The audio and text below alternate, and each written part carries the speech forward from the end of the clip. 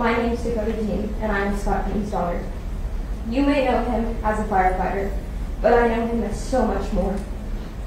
My dad was a prankster, the light even in the darkest places, my best friend, and the person who protected me and held the light up for me when things became rough.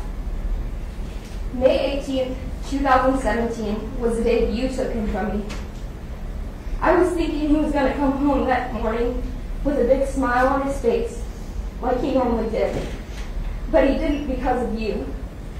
Looking at you today, I continuously ask myself why, which is a question I've been asking myself for what feels like decades. Losing him was so much more than grief. The moment I found out, it felt like the world slipped out of my hands, and suddenly I was brought into a new one.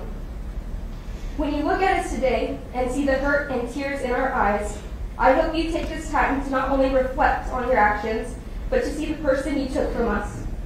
Till this day, I still ask myself what life would be like if my dad were still here, which is a question that can no longer be answered.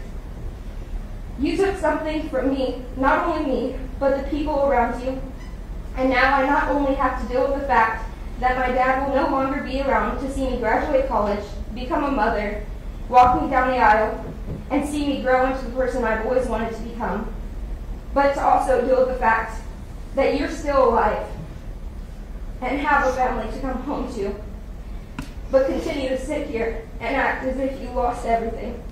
Life is unexpected, and that is something I've learned after he passed, to treasure every moment, every day as if it was your last.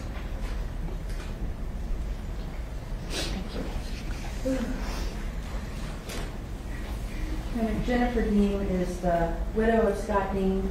She sent a letter and she's requested that I personally read it to the defendant. I've tried not to think about this day, but I knew it would eventually come. I thought I'd be able to tell you myself what you've done and how you've affected our lives, but the longer I go without Scott, the harder it gets.